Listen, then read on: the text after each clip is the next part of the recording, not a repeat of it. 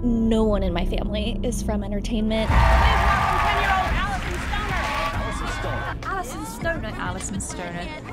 But what was happening behind the scenes was this accumulation of... The system wasn't designed with kids or well-being in mind. Can't wait to get into like the mind-body connection, all the trauma work. Do I want to just get into the industry right away again, or do I want to leave it? Who am I without it? I had spent so many years being hyper vigilant. I can't be goofy. I can't be happy. Someone will take advantage of me. I think not a lot of people realize how much trauma sits in the physical body. Get rid of this standard of what change your life transformation looks like. No. What's your life story, and what are the tools you need? Today on the show, I am honored to be joined by the amazing Alyson Stoner, who you may remember from some of your favorite movies, such as Cheaper by the Dozen, Camp Rock, Step Up, and more. Since then, Alyson has spoken about her experience in the toddler to trainwreck system that exists in the world of child stardom. Today, she's an actor, founder, advocate for mental health and social impact. She is the perfect guest for this podcast, as she's clearly been on her own pursuit of wellness over the past few years. I'm excited to dive deep and hear more about it. Alyson, welcome to the show. Thank you so much for having me. This is incredible. I listened to every episode that's out on the way here. No, you didn't. I did. Oh, you're probably so sick of me by now. Not even. But I feel like we've bonded, and this is where it gets strange, because you haven't met me, but I know you. Well, I've been researching you for Okay, 2 days, so I'm also very used to you at this point. And Perfect. I do feel like even though your story is very unique and individual to you, myself and everyone listening can relate in some way. Of course. And I think that's what's so amazing about this whole thing. Of course. I mean, the human experience, right? Like, we have different minds and bodies and patterns, but ultimately we have to learn how to understand what stories we're telling through our mind and body every day, and how to find tools to manage life. And yeah, I mean, it's something that drives me. And so when I saw your podcast, I was like, we need to chat. That really made my whole day. And I was shocked again by how much overlap we have. I can't wait to get into like the mind-body connection, all the trauma work. If it's okay with you, before we talk about all the amazing work you're doing today, can we go all the way back? How did young Alyson get into the entertainment industry? Right. So at 3 years old, I was enrolled in local performing arts schools. And then by 7, I went to a convention, sort of with no intention other than to provide an interesting experience for a young kid, where I performed and competed against other young performers.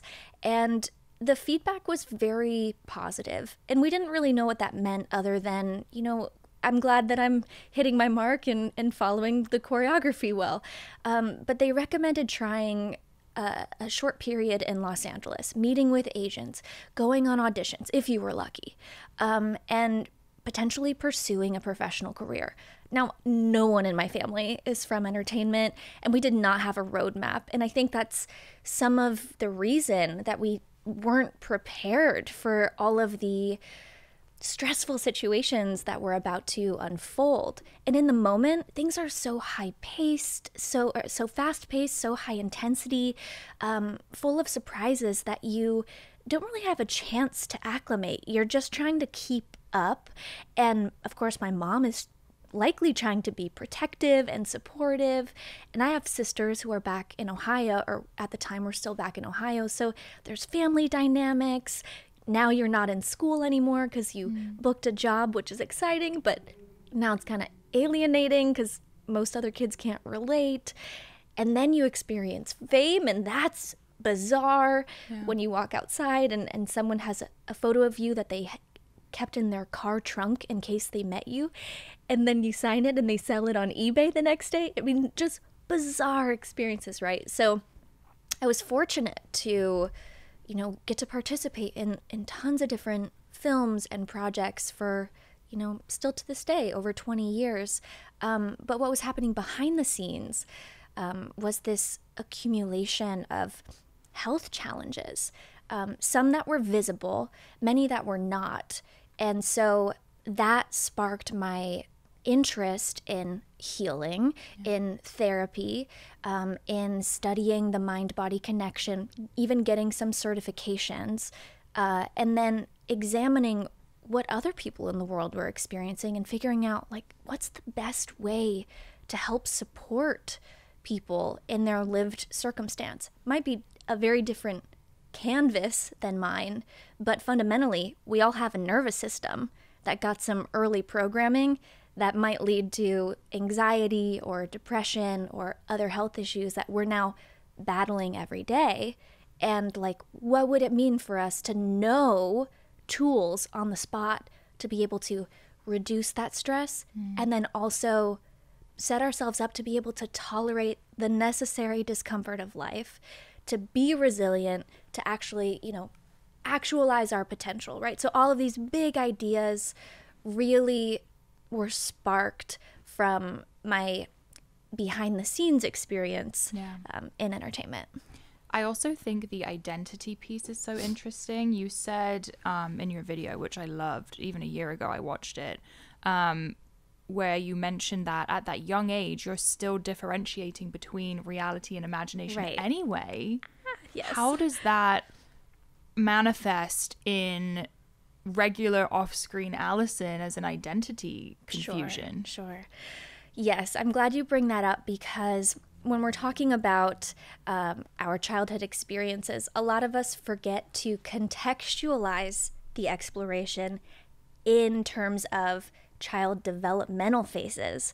So cognitively, from 0 to 2, you're still in sensory motor land. You're literally making sense of the world just through your senses, not language, not complex processing.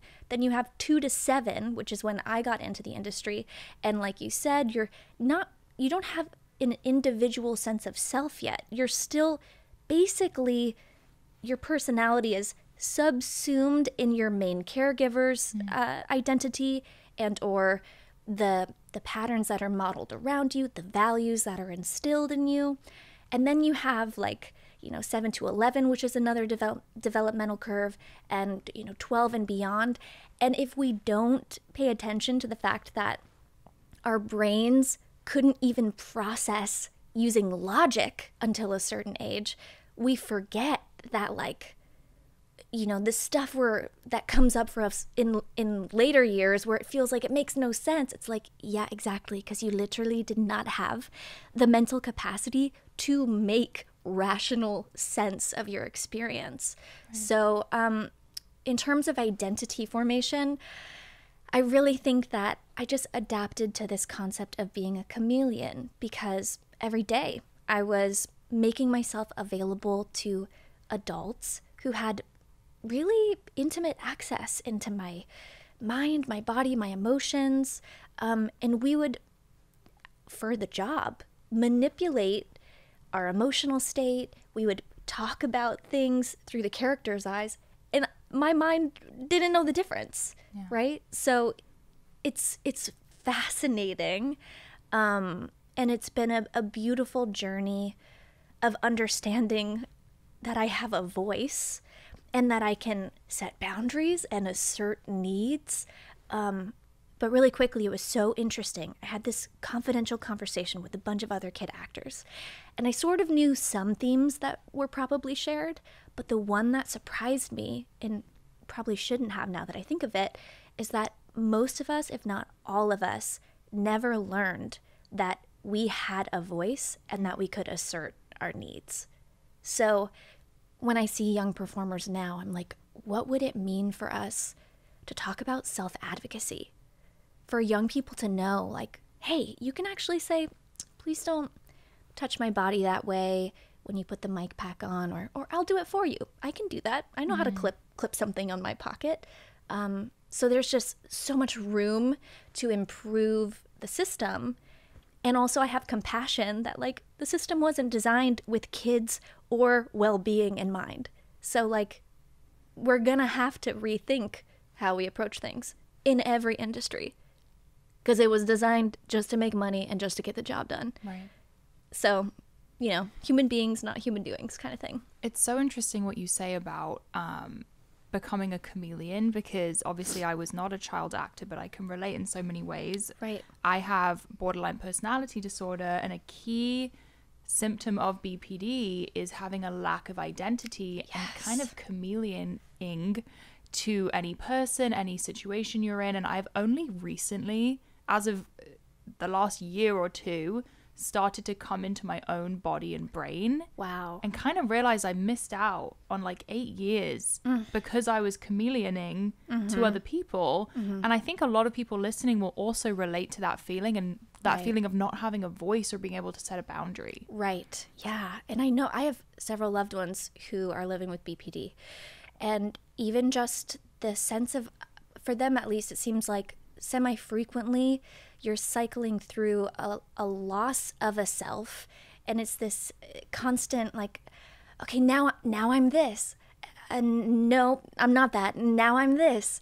And for some of my loved ones, learning to have some sort of foundational grounding point has been critical. But even then, you still have to understand, hey, my mind is going to continue to work differently.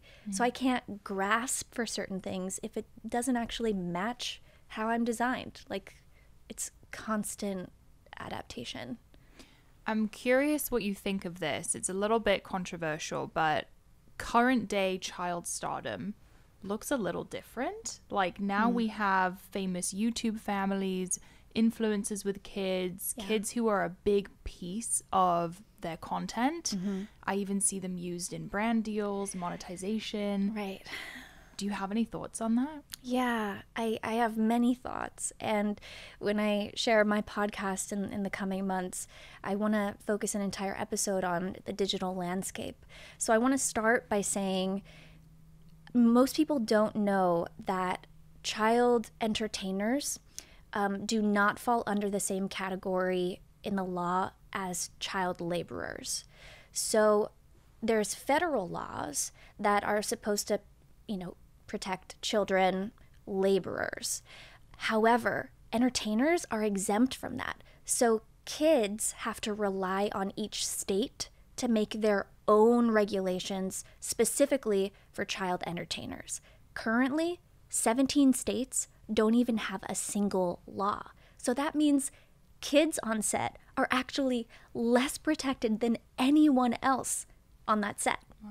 So to know that that's the state of the traditional media landscape, and we need to catch up to that degree still, imagine the digital landscape. There are even fewer rules. So no one is, approaching this with the forethought of the lasting impact on these children. We easily see with research the impact of, using social media just on our own mental health, even if we're just consumers of the app. And so just imagine all of the additional layers that a young kid influencer is experiencing when professional kid performers already statistically have much higher rates of suicidality, of mental health challenges, substance abuse and addiction, relational abuse. Like, the facts are there, but technology is moving so quickly, and most parents are not pausing first to consider what the implications are. So yes, I have a lot of thoughts about that. And I'm hoping that as mental health becomes a more common conversation, that we'll start to update how we approach everyday behaviors, and so it won't feel so segmented. Like, now I go to therapy and talk about mental and emotional health, but then I go outside and I scroll for 3 hours. We'll start to see the interconnectedness of everything and go, okay, how can we maintain some semblance of wellness in all dimensions and domains of life? Right. And not just physical and emotional wellness, but also social wellness, environmental wellness, financial wellness, like really the wholeness of being human. Speaking of financial wellness, because I'm curious, how does that work when you are under the age of 10 making money? Like, where does it go? Do you know that you're making money? Yeah, I mean, it's different for every family, right? So I'm sure some families kept that conversation completely under the rug. Others, sometimes, like the mother is an accountant, so they're super proactive about, teaching the kid as they start making money. There's a lot of different things at play. There are supposed to be and are some legal protections where certain portions of money get set aside. However, there are so many loopholes, including your parent or your team could enroll themselves onto your payroll as a salaried employee. And that happened to me. So I was not only commissioning my team and only seeing, half of the check anyway, but then I started noticing on the ledgers additional sums of money leaving my bank account every month for years, even if the people weren't even working on the team anymore. And apparently when I was 10 years old, I agreed to an adult saying, yeah, I think I'm going to help you out in this way. And in return, I'll just take this amount, right? So there's it's so dicey. It makes my heart hurt hearing that. Yeah. Just the lack of control. Yeah. That must feel like. I can't even imagine. Yeah, I think it's also sad how, I was so financially illiterate. And I also didn't have a typical education, but even in traditional schooling, it sounds like financial literacy is not necessarily a part of the curriculum. And so, you can feel quite disempowered, but then also simultaneously for young performers, on the one hand, people might be taking advantage of us, but on the other hand, we have this unusual amount of access to opportunity, potential wealth, material luxuries, and a different lifestyle that a young person is not, I guess, unless you're born into a wealthy family, is not really experiencing. So there's this dichotomy to navigate. And I guess thankfully overall, I didn't know I was making that money, so never got into material goods. And when I learned that I actually didn't have as much money as I thought I would for working that much, I was like, that's cool, because I like hand-me-downs. But now as a founder, I am for sure getting to evolve my relationship to money, to worth, to value. Where were your mind and body at this point, health-wise, at the end of your industry journey? Yeah, so around 18, my health really collapsed, and it was through the vehicle of my eating disorder. It intensified to a degree where, I was losing my hair and my skin was very sallow. My eyes were sunken in and I had no energy, couldn't focus. And all I ever wanted to do was just be healthy. I just had such a skewed view of what that was because of the industry and health and diet culture. And so around 18, I sought treatment. And coming out of that, I knew it was a line in the sand for me because it was very uncomfortable and hard to recognize that I had been pretty much dissociated for however many years, and that if I wanted to feel again, it was going to be intense and uncomfortable, and it have to happen super slowly. So I had to ask myself, do I want to just get into the industry right away again, or do I want to leave it? Who am I without it? My brain is literally wired to only know this map of reality.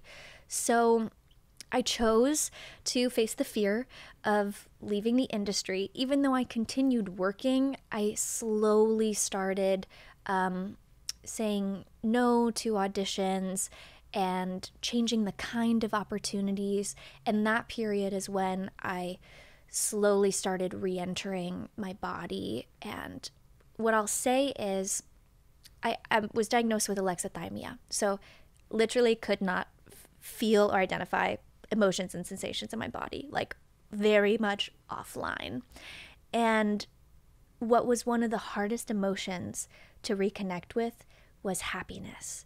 I felt for some reason that being happy or joyful would cause me to be vulnerable, that someone could sneak in and do something if I was, smiling and not paying attention. I had spent so many years being hyper vigilant and fearful and not trusting anyone that tapping into happiness, ooh, it was like I feel foolish, I feel childish, and I've been an adult since I was a young kid on set, so like I can't be goofy, I can't be happy, someone will take advantage of me. And so that was like so eye-opening in therapy when my therapist would simply ask me to notice, like, call to mind a lovely, safe place. And for years I was like, I don't know what that is, I can't do it, I'm not ready.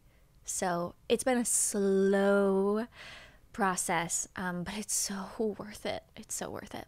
It is such a slow process, and it takes a lot of trust in your therapist. I think finding the right therapist is also so key. Yeah. Someone who can understand you and make you feel safe and comfortable. Mm-hmm. I know the healing journey is so long and there's so many tools. On your journey from then to now, what are some standouts for you that you could recommend to people listening? Yeah, so the standouts are actually the basis of my company, Movement Genius. It was because when I looked at mental health apps and techniques, they only focused neck up. It was talk therapy, it was meditation, it was medication, and I tried all of those and they can be really helpful. However, because I wasn't including my body in the process, I still had these deep patterns and habits, and I was left feeling stuck in between therapy sessions, overwhelmed, like disconnected from what's called the somatic experience. So I started looking into somatics, and I knew that it wasn't going to be one or the other. It wasn't just like either listen to your head or listen to your body. It was going to be this relationship of both and noticing how they affect each other in real time. And so I started learning specific skills that went bottom up and top down. And some of them were, at first just grounding techniques, so that I could establish a sense of safety before I tried to explore something that was really, intense. And then other techniques were like top down, using, affirmations and cognitive behavioral therapy, reframing and repeating things until my nervous system could say, okay, you're right, we actually aren't in danger. But all of these stress relief techniques, the mental health tools, are now a part of the base library on Movement Genius. And it's been incredible because the people who are using them are seeing like, this is the kind of empowerment we've been wanting to feel. Like, we actually know what to do when we feel ourselves about to panic, and we know what tools work for us, not just you, not just the other person, but my nervous system, my mindset. And that's like, gives me chills. Like, I want everyone to experience that empowerment. It's like, especially in how stressful modern day life is and how complex the crises are that we're facing. Like, these tools are no longer optional. They're baseline routine tools and techniques to manage what it means to be human in 2023. And I think not a lot of people realize how much trauma sits in the physical body. Right. I didn't know that personally, and I Yeah. have a really hard time connecting with my body. Yeah. And you listen to a couple of my episodes, fitness has been life-changing for me when it comes to dealing with trauma. But I also think movement in another form, it doesn't have to be exercise, it doesn't have to be about working out or the way you look. It can simply be a movement that can relieve stress in the moment, which is incredible. Yeah. So on that topic, a couple of things. Our bodies have built-in, biological responses to stress, including, yes, the fight or flight response, but also the ability to shake out the stress so it doesn't store in your body as trauma. And so what I like to remind people is that if your body can wind itself up, it also has tools to wind down. You just maybe haven't practiced them or learned them, because it's pretty common in our society to just say like, yeah, it's normal to be stressed, like tense shoulders, chronic pain, like, digestive issues that are probably not just random allergies, but also connected to all of this, like, and potentially some trauma. Yeah. But movement, really quickly, when I mentioned the sensory motor stage from 0 to 2, remember, we didn't have language, but we were experiencing for the first time the basic sense of what we were going to think about the world, how we were going to experience people. Are people safe or dangerous? Is the world safe or is it dangerous? And we didn't have language to process that. So when you take a somatic, movement-oriented approach to processing, sometimes that helps fill in the gaps because you get to access the stuff that was stored in your body from 0 to 2 or at earlier ages in ways that like logic wasn't yet online for. So having grace and patience with yourself and going at the pace that, you know, is honorable to you and your journey is super important.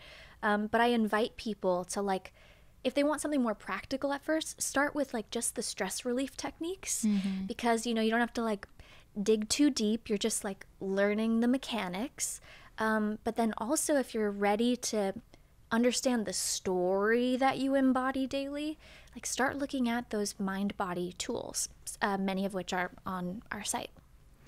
I love the quote, "We're most powerfully positioned to serve the person you once were." Do you feel like you are living out your purpose now with Movement Genius?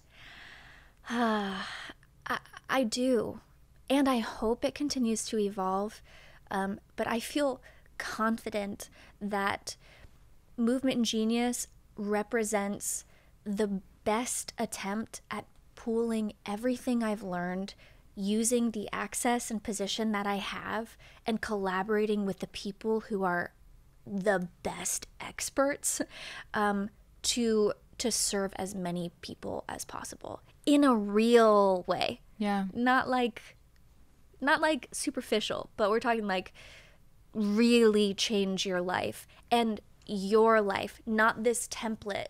Like, get rid of this standard of what change your life transformation looks like. No.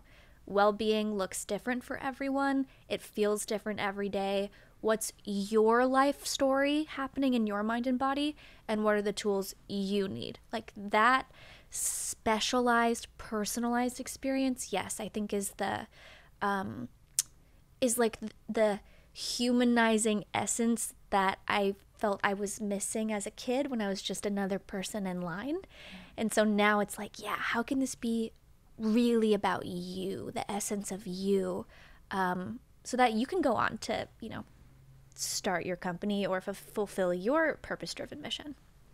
This might be a difficult question, but if you could go back knowing what you know now, would you do it all over again? I used to say that, you know, everything happens for a reason, and because of these experiences I've learned XYZ, and therefore I wouldn't change it. But I want to change my stance on that, because I don't wish any of my early negative or adverse childhood experiences on anyone.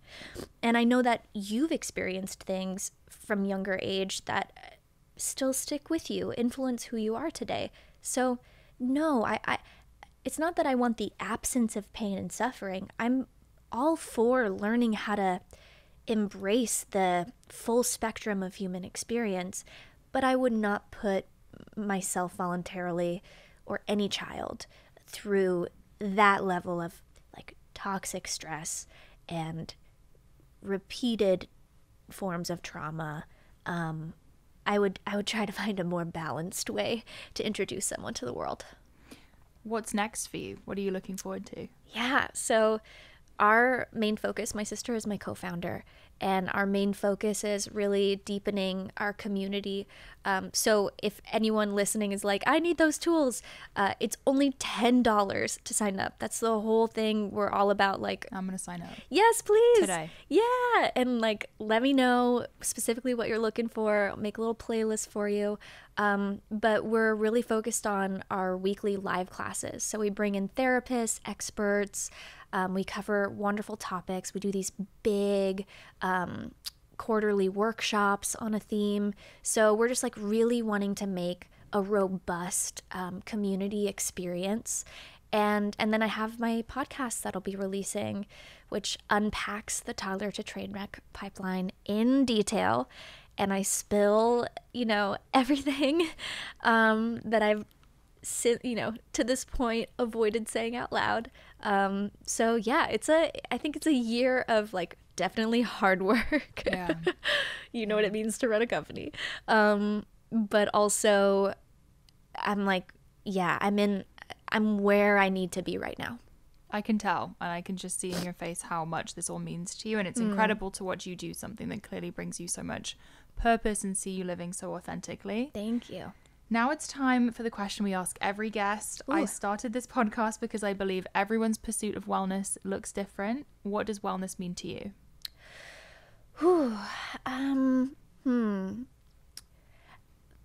Wellness means a lot of things, but in this very moment, the dimension of wellness I'm learning about is community wellness.